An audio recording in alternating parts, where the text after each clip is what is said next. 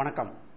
அன்பார்ந்த இணையதள நேயர்களை மீண்டும் www.qcrc.in என்ற இணையதளத்திற்காக நியூஸ் தமிழ் செய்தியிருக்கையில் உங்களை சந்திப்பதில் பெருமகிழ்ச்சி அடைகிறோம். இன்று 25 செப்டம்பர் 2009க்கான முக்கிய செய்திகளை தற்போது பார்க்கலாம். இந்திய நாட்டின் மூதாதையர்கள் மற்றும் மண்ணின் மைந்தர்களை பற்றி ஆய்வு நடத்திய ஹைதராபாத்தில் உள்ள இந்திய மூலக்கூறு ஆய்வு மையமும் அமெரிக்க ஹார்வர்ட் பல்கலைக்கழகமும் நடந்த ஆராய்ச்சியில் தென்னிந்தியர்கள்தான் இந்தியாவின் மண்ணின் மைந்தர்கள் என்றும் இவர்கள்தான் சிறிது சிறிதாக வட இந்தியாவில் குடியேறியிருக்கிறார்கள் என்றும் தென்னிந்தியாவை சேர்ந்த இரு பிரிவினர் திராவிடர்கள் தான் முக்கியமாக மண்ணின் மைந்தராக கருதப்படுவதாக ஹார்வர்ட் பல்கலைக்கழகம் செய்தி வெளியிட்டுள்ளதால் ஆப்கானிஸ்தானிலிருந்து ஆடு மாடு மேய்த்துக் கொண்டு வந்த ஆரிய பார்ப்பனிகள் அதிர்ச்சி அடைந்திருப்பதாக தகவல்கள் வெளிவந்து கொண்டிருக்கிறது.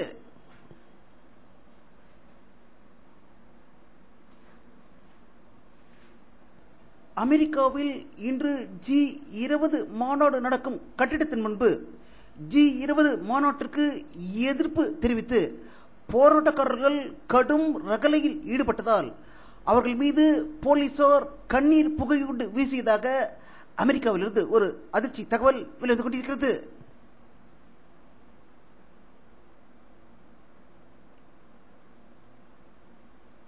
G20 மாநாட்டிற்கு கலந்து கொள்ள சென்றிருக்கும் பாரத பிரதமர் மன்மோகன் சிங் அவர்களை அமெரிக்க அதிபர் பராக் ஒபாமாவும் அவருடைய மனைவியும் மிக அன்பாக வரவேற்றதாக வாஷிங்டனில் இருந்து செய்திகள் வெளிவந்து கொண்டிருக்கிறது.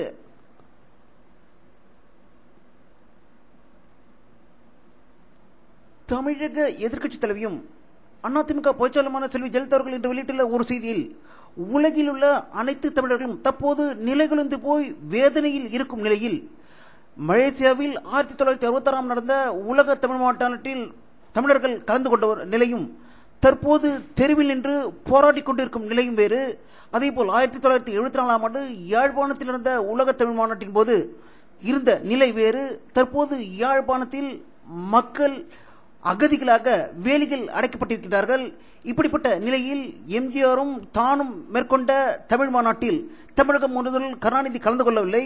இப்படிப்பட்ட ஒரு நிலையில் இந்த உலக தமிழ் மாநாடு கருணாநிதி உயர்த்துக் கொள்வதற்காக அறிவிக்கப்படும் ஒரு நிகழ்ச்சி என்றும் இதனை நிறுத்த வேண்டும் என்று அவர் வலியுறுத்தியதாக சென்னையில் தகவல்கள் வெளிவந்து கொண்டிருக்கிறது.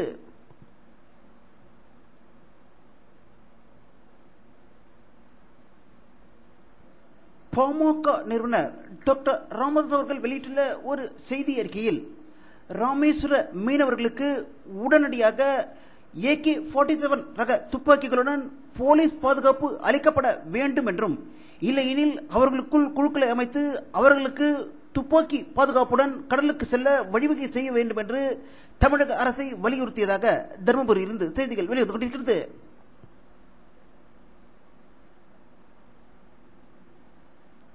சென்னை தலைநகரம் கொலை நகரமாக மாறியிருக்கிறது என்று கூறினால் அது மிகையாகாது.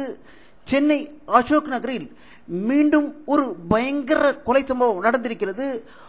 அசோக் நகரில் உள்ள 3வது தெருவில் உள்ள கலா அபார்ட்மெண்டில் தாய் மகன் கொல்லப்பட்டதாக செய்தி கேட்டு அசோக் நகரே அதிர்ச்சி அடைந்ததாகவும் இது இன்று பிற்பகல் 12 மணியிலிருந்து 2 மணிக்குள் இந்த கொலை நடந்ததாக போலீஸ் வட்டார செய்திகள் வெளிவந்து கொண்டிருக்கிறது.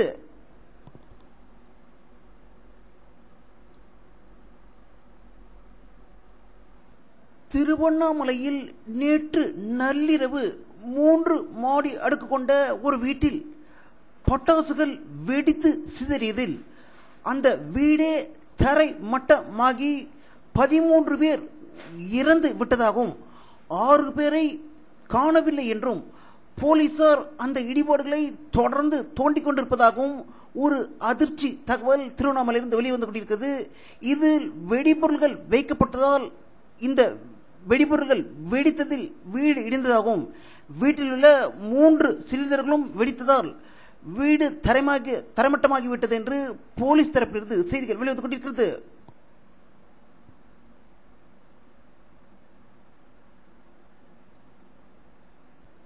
ஐக்கிய நாடுகள் சபையின் பாதுகாப்பு சபையின் ஏக மனதாக அணு ஆயுதமற்ற ஒரு உலகை உருவாக்க வேண்டும் என்று அனைத்து நாடுகளும் ஒரே குரலில் குரல் எழுப்பி அந்த சபையில் ஏக மனதாக நிறைவேற்றப்பட்டதாக ஐநாவிலிருந்து தகவல்கள் வெளிவந்து கொண்டிருக்கிறது.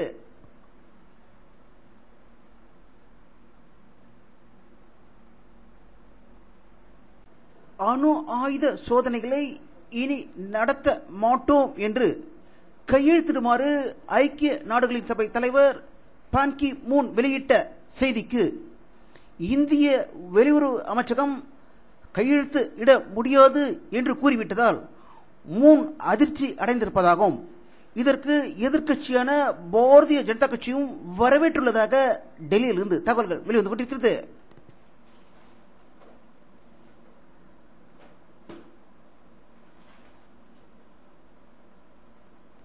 டெல்லியில் நடந்த ஒரு திடீர் ஆய்வில் பல கோடி ரூபாய் அவாலா பணம் கைப்பற்றப்பட்டதாகவும் உலகத்திலேயே இவ்வளவு அதிக அவாலா பணம் கைப்பற்றப்பட்டது இதுவே முதல் முறை என்று டெல்லியிலிருந்து தகவல்கள் வெளிவந்து கொண்டிருக்கிறது.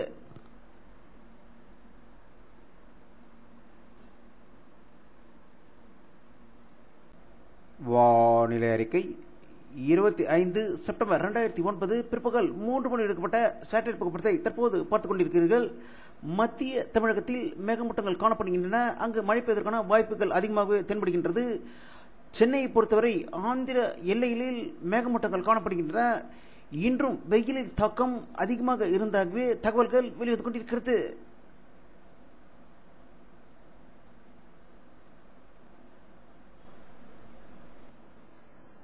இத்துடன் இந்த செய்தி அறிக்கை நிறைவடைகிறது. மீண்டும் நியூஸ் தமிழ் செய்தி அறிக்கையில் உங்களை சந்திக்கும் வரை உங்களிடமிருந்து விடைபெறுவது உங்கள் கே பாலாஜி. நன்றி.